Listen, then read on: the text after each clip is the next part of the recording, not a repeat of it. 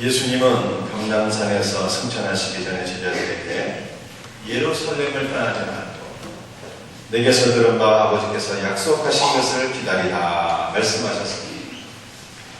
참 신앙은 하나님께서 말씀하신 대로 순종하는 것인 줄 믿으시기를 바랍니다. 제자들은 주님의 말씀대로 예루살렘을 떠나지 않고 기도했습니다. 그런데 제자들이 예루살렘을 떠나지 않고 기도한 것은 매우 위험한 순종이었고 위험한 일이었습니다. 당시 많은 사람들이 예수님은 저주를 받아 십자가에 죽은 것이라 생각했습니다. 예수님께서 구원하신 것은 거짓말이라고 생각했습니다. 무엇보다도 예루살렘은 예수님을 죽인 유대교회 대제사장들과 그 지도자들이 모여있는 본거지였습니다. 따라서 예루살렘을 떠나지 않고 기도한다는 것은 죽음도 각오해야 하는 일이었습니다. 예수님을 떠나보내고 홀로 남겨졌기에 제자들의 마음에는 아마도 두려움과 근심이 있었을 것입니다. 그럼에도 불구하고 제자들은 예수님을 떠나지 않고 예루살렘을 떠나지 않고 기도했어요. 이것은 결코 쉽지 않은 순종이었습니다. 아브라함이 가나안에 거할 때 그 땅에 큰 기근이 일어나서 아브라함은 살 길을 찾아 애굽으로 내려갔습니다. 애굽에는 사시사철 마르지 않는 나일강이 있었기 때문입니다. 그러나 아브라함이 가나안을 따라서 애굽으로 내려간 것은 결코 하나님의 뜻이 아니었어요. 하나님의 뜻과는 정반대로 애굽에 내려간 결과 아브라함은 애굽 땅에서 그 왕 바로에게 자신의 아내를 빼앗길 유익을 맞이하게 되었습니다. 참 신앙은 하나님께서 가라고 할 때 가는 것이고 머물라 하면 머무는 것입니다. 안디옥 교회가 금식하여 주를 섬길 때 성령께서 말씀하셨습니다.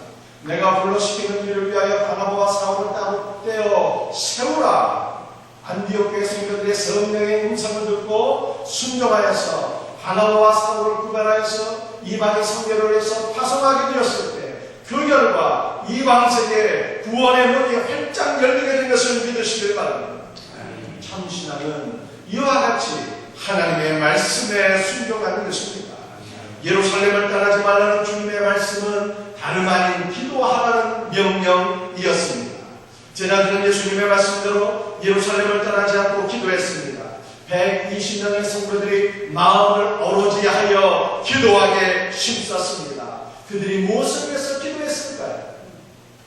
우리 예수님은 승천하시기 전에 사도행전 1장 8절에서 어디 성령이 너에게 임하시면 너희가 권능을 받고 예루살렘과 온 유대와 사마리아와 땅 끝까지 이르러 내 증인이 되리라 말씀하셨습니다. 제자들은 바로 예수님의 말씀만을 붙잡고 기도했습니다. 그들은 아버지께서 약속하신 성령이 무엇인지 잘 몰랐어요. 그들은 예수님께서 말씀하신 성령의 권능이라는 것이 도대체 무엇일까 잘 알지 못했습니다. 그러나 어제 이들은 성령의 권능을 사모하면서 예수님의 제자가 예수님의 증인이 될 것을 위해서 기도드렸습니다. 그 결과 그들은 오순절에 성령의 권능을 받고 예수님의 증인으로서 사명을 감당하게 되었습니다. 제가 우리 교회 성도들의 기도 제목을 보면 많은 기도의 제목이 있는 것을 보게 됩니다. 건강에 문제가 있으신 분도 있고요. 또 물질에 문제가 있으신 분도 있고요. 어떤 분은 자녀들의 대학 입학을 위해서 간절히 기도하고요. 또 어떤 분들은 직장과 사업장에 문제들이 있어서 그것 때문에 하나님 앞에 간절히 기도합니다. 또 기도의 제목 가운데는요, 영적인 제목이 있습니다. 가정의 복음화를 위해서 기도합니다.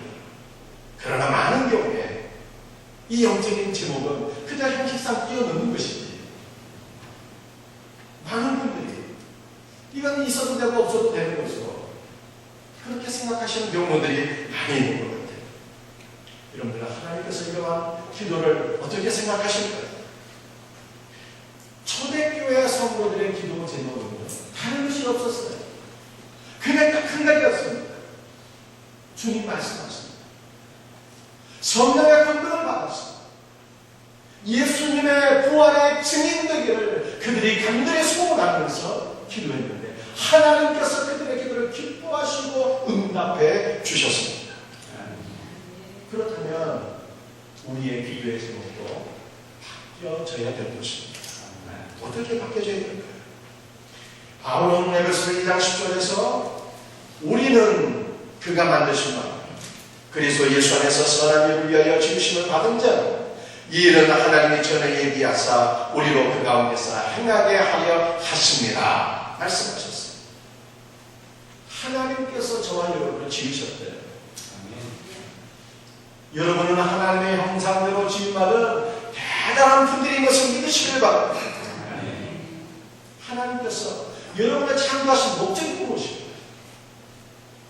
우리를 선한 일을 위해서 지으셨대요. 선한 일이 무엇입니까? 우리 예수님께서는 부자 청년에게 하나님 한 분 외에는 선한 분이 없다고 말씀하셨어요. 선하신 분은 오직 하나님 한 분입니다. 그런데 또한 우리 예수님은요, 나를 보내신 이를 믿는 것이 하나님의 일이라고 말씀하셨어요. 그래서 선한 일, 선하신 하나님을 믿는 것이 선한 일이에요. 그리고 또한 선한 일은요, 선하신 하나님을 믿도록 하나님의 복음을 증거하는 것이 선한 일입니다. 하나님께서는 우리를 이와 같이 선한 일을 위하여 지으셨어요. 여러분들, 우리는요, 우리의 정체성과 삶의 목적을 분명히 정확하게 깨달아야 됩니다. 하나님께서 우리를 지으셨는데 바로 하나님을 믿고 하나님의 복음을 증거하는 데 가장 적합한 대로 우리를 지으셨어요. 우리는 이것을 믿어요. 하나님은 우리가 선한 일을 감당하기 위해서 필요하다면 건강도 주시는 분, 은사도 주시는 분, 물질도 주시는 분. 그러나 우리 성도들이 하나님께서 우리에게 맡겨주신 선한 일에는 관심이 없고 세상의 물질과 건강과 자녀들의 학문만을 위해서 기도한다면 하나님께서 어떻게 기뻐하시겠어요? 우리 성도들이 오직 하나님께서 우리에게 맡겨주신 그 일, 하나님을 믿으며 선하신 하나님의 복음을 증거하는 바로 이 일을 위해서 우리가 기도하게 될 때 하나님께서 우리의 간구를 기뻐하시고 우리 성도들의 기도에 응답해 주실 것을 믿으시길 바랍니다. 내일부터 우리 한 주간 특별 수요 기도회가 진행될 예정이 있습니다. 한번 이번에는 말이죠, 우리가 기도의 제목을 한번 성경대로 한번 바꿔보시자고. 그냥 초대때 성도들이 기도했던 그대로 하나님 우리에게 성령의 은혜를 베풀어 주셔서 예수님의 주님으로 살아가게 하옵소서. 하나님께서 우리에게 맡겨주신 바로 그 일을 하나님을 믿으며 하나님을 섬기며 하나님의 선한 복음을 증거하는데 내가 쓰임받기를 원합니다. 우리 하나님 앞에 이렇게 한번 기도해 보시지 않으시겠습니까? 우리가 이렇게 기도하고 이렇게 하나님의 일을 위해서 우리가 쓰임받기를 원하는데 사명 감당하게 필요한 모든 것들을 하나님께서 응답해 주실 줄로 믿습니다.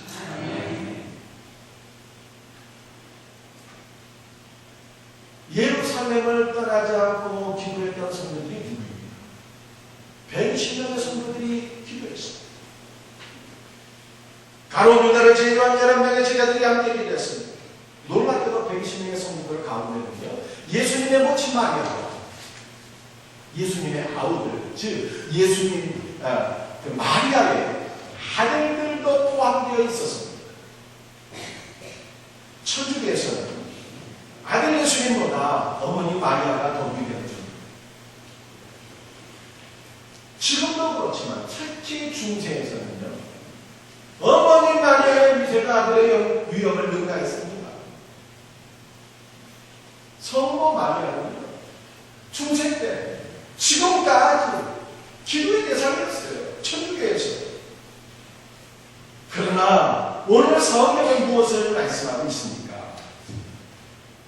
마리아는 그저 기도하는 120명의 성도 가운데 한 명이었다. 초대교회 120명의 성도들은요, 결코 마리아에게 기도하지 않았어요. 마리아는 기도의 대상이 아니에요. 기도의 대상은 하나님 아버지와 그의 아들 예수 그리스도 뿐인 것을 믿으시길 바랍니다.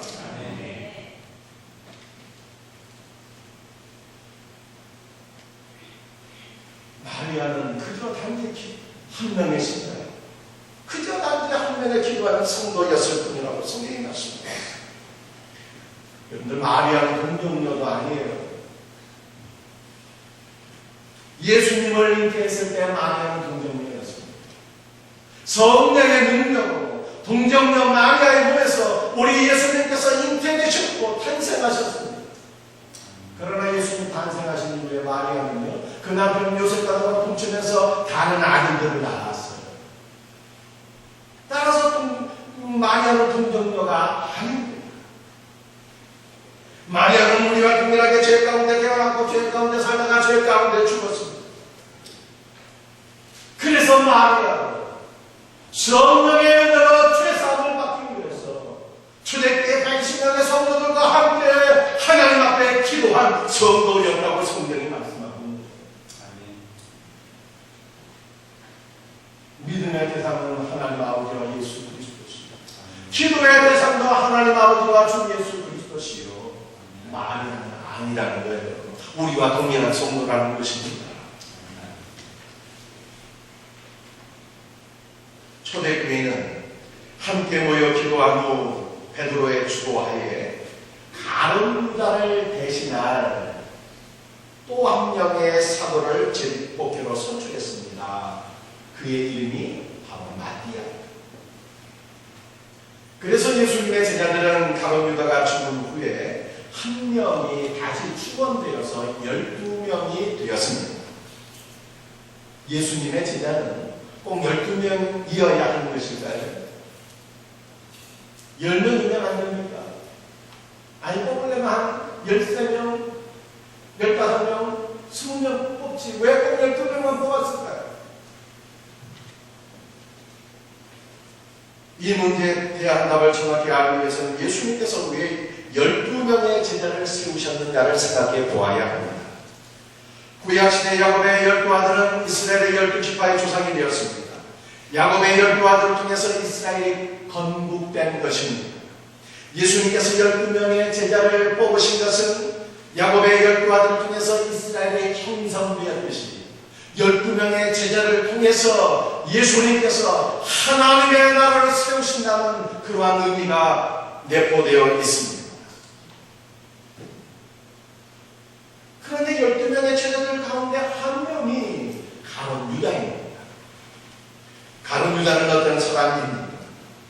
오늘 본문 말씀 21절, 22절 말씀을 보면 사도의 조건이 나와 있습니다.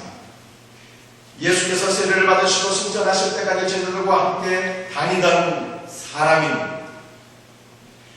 즉 늘 항상 예수님과 동행하면서 주님의 말씀을 듣고 주님의 기적을 눈으로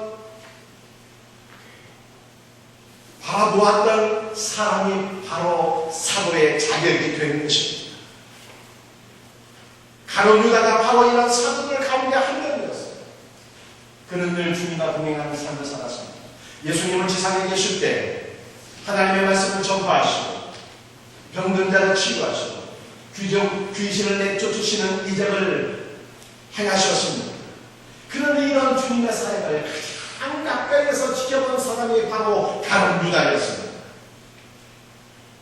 예수님은 보리떡 5개와 물고기 2마리로 5,000명을 먹이고도 12강줄이가 남는 오병이어의 기적을 행하셨습니다. 그런데 예수님께서 이 놀라운 기적을 직접 행하신 것이 아니었어요. 예수님께서는 단지 축사만 하셨습니다. 그리고 제자들에게 너희가 이 떡을 나누어 주어라 말씀하셨습니다. 예수님께서는 제자들이 직접 선한 목자가 되었습니다. 많은 백성들을 긍휼히 여기면서 떡을 나눠주기를 원하십니다. 주님의 말씀으로 제자들이 예수님께 떡을 받아서 백성들에게 떼어주자. 5천 명이 먹고도 결국 강도리가 남는 기적이 일어나는 것입니다. 제자들을 통해서 기적이 나타나게 됩니다. 떡을 먹고도 12광주리가 남았는데 그 12광주리 가운데 한 광주리는 가룟 유다의 광주리였습니다. 제자들이 날마다 주님의 말씀을 듣고 이와 같이 놀라운 기적을 경험하니 얼마나 행복하고 얼마나 좋았을까요? 그래서 예수님은 제자들에게 이렇게 말씀하셨어요. 너희는 봄으로 복이 있고 너희의 귀는 트름으로 복이 있구나. 내가 진실로 너희에게 이르노니만 선지자와 유인이 너희가 보고자 하는 것을 보고자 하여도 보지 못하였고 너희가 듣고자 하는 것을 원하였으나 듣지 못하였다. 그렇게 말씀하셨어요. 구약의 많은 선지자들이 예수님에 관해서 말씀했지만 그들이 결코 예수님을 보지 못했습니다. 예수님의 죽으심과 부활승천 이후에 많은 사람들이 예수님을 만나보기를 원했지만 결코 예수님 만나지 못했습니다.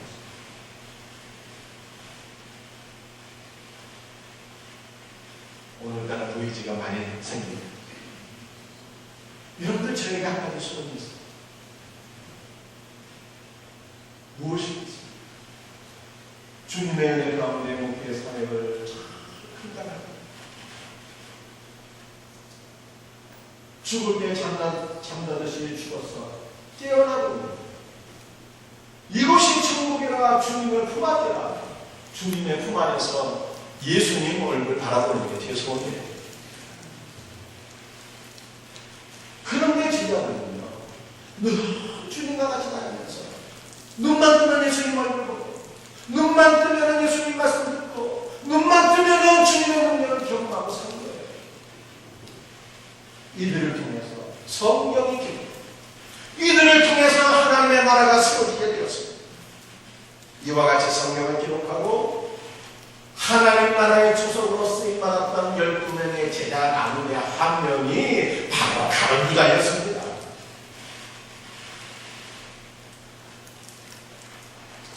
너무나도 영광스러운 직분을 가졌던 가룟 유다였지만 가룟 유다의 종말은요 비참했습니다. 자살해서 죽고 말았습니다. 그리고 그의 영광스러운 직분이 빼앗김을 당했습니다. 하나님께서 그의 직분을 빼앗아서 다른 사람에게 주셨는데 그의 직분을 받은 사람의 이름이 마띠아입니다. 그래서 우리는 한번 생각해봐야 돼요. 가룟 유다가 도대체 그 영광스러운 사대 직분을 왜 빼앗겼을까? 세상 욕심에 사로잡혔기 때문입니다. 가룟 유다가 생각할 때 예수님은 영광의 길이 아니라 너무나도 미련하게 고난의 길을 걸어가고 있었습니다. 그를 믿고 따를 때 자신의 운명도 아마도 고난 가운데 비참하게 끝날 것이라 생각을 한 것입니다. 생각이 여기에 미치다 가룟 유다는 대제사장인데 은 30냥 받고 예수님 팔아먹고 말았습니다. 가룟 유다의 마음은 영광스러운 하나님의 나라를 얻고 어디 세상의 물질에 대한 탐심만이 가득했습니다. 예수님의 발치에서 말씀을 듣고 은혜를 받던 마리아가 큰애가 너무나도 놀라웠습니다. 주님의 사랑이 너무나도 놀라워서 수천만 원 가치의 향옥합을 예수님의 발에 깨뜨려 붓고 자기의 머리털로 예수님의 발을 닦아내렸어요. 이 일은 예수님의 죽으심과 장례를 미리 준비한 사건이 되었습니다. 그러나 이 마리아의 이와 같은 헌신을 가룟 유다가 바라보면서 책망했습니다. 어찌하여 이 향유옥합을 가난한 사람들을 위하여 팔지 아니하였느냐. 가룟 유다의 말은 결코 가난한 자들을 생각하는 말이 아니었습니다. 그는 제자 공동체의 동계를 맡고 있는 사람이었어 돈에 대한 탐욕 때문에 마리아의 헌신을 책망하는 것이지요. 그가 오직 세상의 물질만을 추구한 들과 영광스러운 사도의 직분을 빼앗겼습니다. 그리고 마티아가 그의 직분을 이어받게 되었습니다. 하나님께서 우리를 지으셨습니다. 선한 일을 위하여 우리를 창조하셨습니다. 그분께서 우리에게 직분을 맡겨주셨습니다. 사랑하는 성도들이여, 하나님께서 맡겨주신 직분들 다 잘 감당하고 계신가요?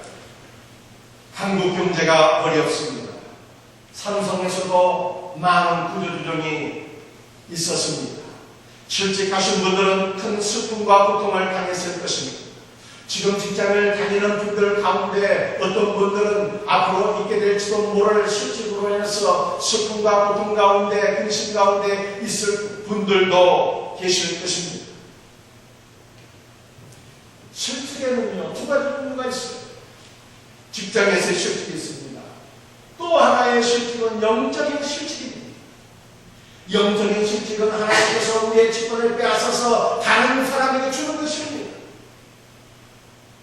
구약 성경을 보면 영적인 실직을 하나님과 또 한 번 있었는데 그의 이름이 바로 사울이었습니다. 그는 이스라엘의 초대왕이었어요. 그는 처음에는 매우 겸손하고 순수하여서 하나님 앞에 크게 쓰임을 받았습니다. 하지만 시간이 지남에 따라 그의 마음이 교만과 세상 물질에 대한 탐심으로 가득 차게 되었습니다. 하나님께서 선지자 사무엘을 통해서 사울에게 어느 날 한 가지를 명령하셨습니다. 아말렉이 이스라엘에 향할 고대국에서 나올 때 길에서 대적한 일로 내가 그들을 벌하노니 지금 가서 아말렉을 쳐서 그들의 모든 소유를 남기지 말고 진멸하되 남녀와 소와 젖먹이는 아이와 우양과 낙타와 나귀를 죽이라. 그러나 사울은요, 아말렉 백성들이 소유하고 있는 우양에 대한 탐심 때문에 그가 몇 마리 더 가지려고 하다가 하나님의 말씀을 불순종했습니다. 하나님의 말씀을 불순종한 결과 하나님께서는 사울을 이스라엘의 왕 사무친 것으로 빼앗고 그의 직분을 빼앗아다가 다윗에게 주셨더라. 성경이 말씀하고 있습니다. 세상에서 실직당하는 것도 큰일이지만 영적인 실직은 더 큰일이에요. 영원하신 기업 하나님의 나라를 상실할 수 있습니다. 구원을 받아들여 부끄러운 구원 받게 되는 거예요. 그렇다면 직분을 상실하지 않으려면 어떻게 해야 돼요? 눈앞에 이익을 추구하는 자가 되어서는 안 됩니다. 장자가 한 번은 새 사냥을 나갔는데 산속에서 매우 자태가 아름다운 까치 한 마리를 발견했습니다.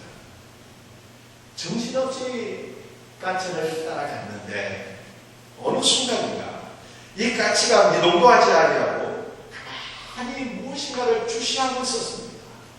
그래서 장자도 그 까치가 주시하는 것을 같이 주시하게 되었어요. 그랬더니 그곳에는요, 사마귀 한 마리가 있었습니다. 그런데 그 사마귀도 아주 미동도 하지 않고 무엇인가를 주시하고 있었던 거예요. 장자가 이번에는 말이죠. 그 사마귀가 주시하는 것을 또 한번 주시해봤어요. 그랬더니 그곳에는 매미 한 마리가 나무 위에서 맹맹거리고 있었습니다. 장자가 이 광경을 보면서 뭔가 큰 깨달음을 얻을 것 같기도 했어.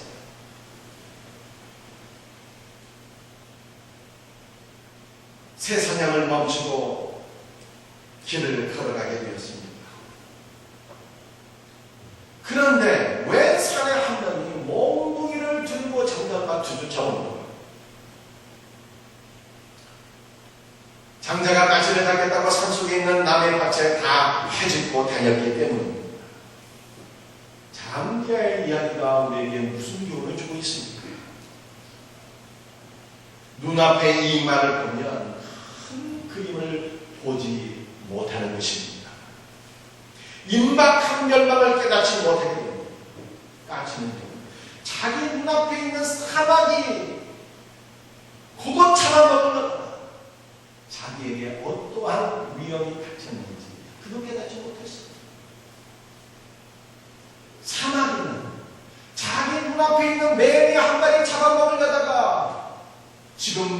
멸망이 임박했다라고 하는 것을 깨닫지 못해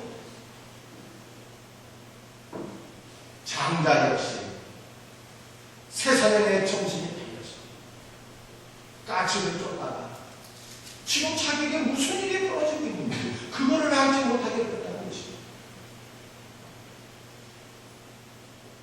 노아 홍수 시대의 사람들과 마찬가지였습니다. 그들이 세상의 물질과 육체의 쾌락에 탐닉한 결과 멸망이 임박한 것을 깨닫지 못한 것입니다. 우리도 마찬가지입니다. 세상 물질의 마음을 빼앗기며 보다 큰 그림을 볼 수가 없습니다.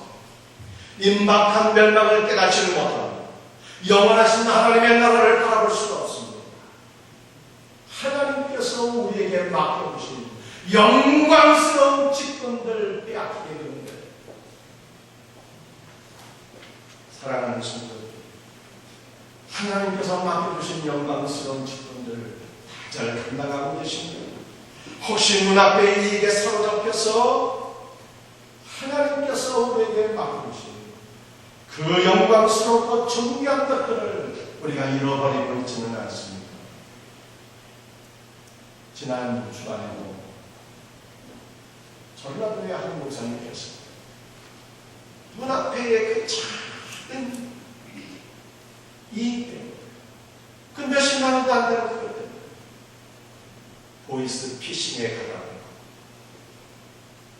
하나님의 영광을 가리게 되는 어처구니가 없고 안타까운 일을 우리가 보게 되었습니다. 그 세상의 물질 때문에 마음을 빼앗겨서 영적인 직분을 상실하게 되는 안타까운 모습이에요. 우리의 모습도 혹시 이렇지는 않은지 우리가 돌이켜봐야 되는 것입니다. 하나님께서 우리에게 사명을 감당하라고 많은 것을 주셨구나. 사명에는 관심을 두지 않으라고 하나님께서 맡겨주신 그 많은 것에만 마음을 빼앗기며 살아가고 있지는 않은지 돌이켜보아야 하는 것입니다. 사랑하는 성도들이 어떤 사람이 보이는 차이입니다. 주님께서 다시 오시는 그날에 깨어있는 자가, 하나님께서 맡겨주신 사명에 충성된 자가 복이 있는 자입니다. 세상 물질에 마음 빼앗기지 말고 직분에 충성합시다. 사명을 감당합시다. 선한 일에 헌신할 수 있는 은혜가 있기를 바랍니다. 우리 예수사랑 생명샘 축제가 이제 한 주 남았습니다. 한 주간 힘을 다해서 기도하고 선하신 예수 그리스도의 복음을 증거하는 성도들이 되시길 바랍니다. 다음 주에는요, 우리 성도님들 교회 오실 때 혼자 오시면 안 돼요. 한 주간 꼭 기도하시고 다음 주에는 남편과 함께 오셔야 됩니다. 자녀들과 함께 오셔야 됩니다. 이웃들의 손을 붙잡고 함께 하나님으로 돌아서 사명 잘 감당하는 복된 은혜가 여러분들에게 있기를 주님의 이름으로 축원합니다. 아멘. 다 같이 일어나셔서 오늘 주신 말씀 붙잡고 찬송하고 기도드리겠습니다. 세상에 헛된 물질에 우리가 마음 빼앗기지 않게 하옵소서. 이와 같은 기도의 제목으로 찬양드립니다. 찬송가 433장.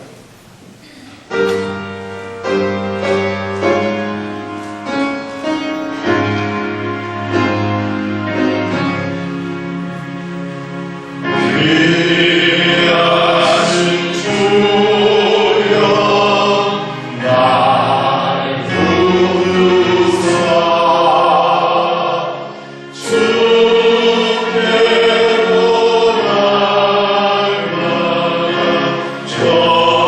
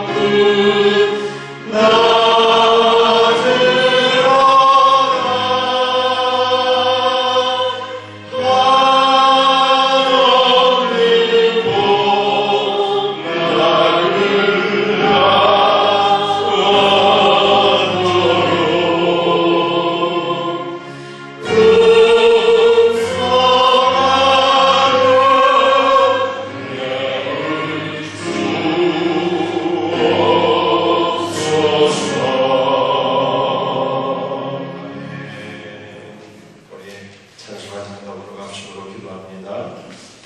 여러분들 우리의 생명보다 하나님께서 우리에게 맡겨주신 직분이 하나님의 나라 그 영원한 기업이 더욱더 소중한 것을 깨닫고 이 믿음의 고백으로 찬양 드렸으면 좋겠어요. 나의 영원하신 기업 생명보다 귀하다.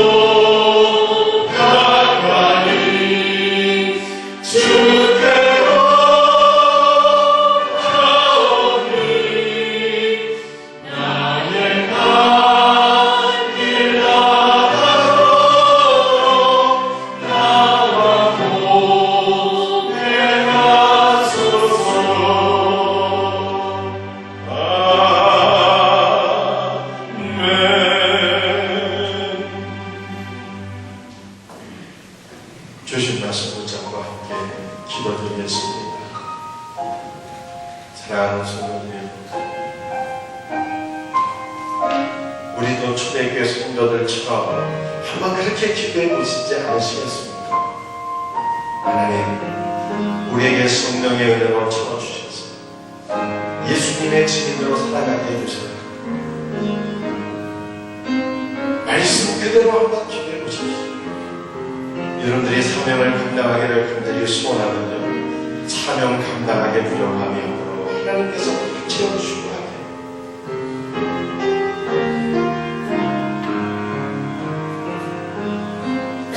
이 사명을 감당하는 이 복된 직분, 성령의 직분, 하나님께서 여러분에게 맡겨주신 이 직분, 그거 세상 욕심 때문에 빼앗기지 않게 해주시고 세상 물질에 대한 탐심 때문에 하나님께서 나에게 맡겨주신 직분들 빼앗기는 일이 없도록 하나님 도와주세요. 오직 성령의 은혜가 우리를 사로잡아 주셔서 주님 맡겨주신 그 사명을 잘 감당하게 해주시고 오늘 주신 말씀 붙잡고 기도합시다. 한 주간 진행될 특별선에 기대요. 다음 주일 있게 될 우리 예수사랑 생명샘 축제 때 주님의 영광이 이곳에 임하고 주님의 나라가 이곳에 임하고 많은 영혼들 구원받는 역사가 일어날 수 있도록 우리 사모하는 마음으로 함께 기도드리기를 원합니다. 주여 한번 해주고 기도하겠습니다. 주여 아버지 하나님 감사합니다. 아버지 하나님 우리 사랑하는 성도들을 거쳐가지고 기다리게 되고 아버지 하나님 우리 사랑하는 것을 아버지 우리 성도들 아버지 하나님 주님의 말씀 아껴주기를 원합니다. 변화되기를 원합니다. 성령이 우리에게 충만하게 기도를 주셔서 아버지 우리가 예수 그리스도의 구원의 주님으로 살아가게 되옵소서. 은혜를 베풀어 주옵소서. 하나님께서 우리에게 맡겨주신 이 선한 직분들, 성도의 직분들, 아버지 우리 모든 성도들에게 주어진 직분들 아버지 잘 감당하는 은혜가 있기를 원합니다. 이 직분을 아버지 세상 것에 대한 성격 때문에 빼앗기는 일이 없게 하여 주옵소서. 성신하는 일이 없게 하여 주옵소서. 성령이 도와 길을 간절히옵니다. 주여 아버지 특별 시간 때 우리가 성령을 깨우기도 원합니다. 주님의 복음을 전하기 원합니다. 다음 주 예수는 생생 축제가 일사오니 우리 모든 성도들 아버지를 나의 복음을 전하며 가정의 복음화되는 역사가 일어나게 하여 주옵시고 아버지 이것에 주님의 나라의 임하기를 원합니다. 영혼권의 역사가 일어나기를 원합니다. 주님물로 영광받아 주옵소서. 수익받게 하여 주옵소서. 주여 축복하옵소서. 감사하고 감사하고 예수님의 이름 받들어 간절히 기도드립니다. 아멘.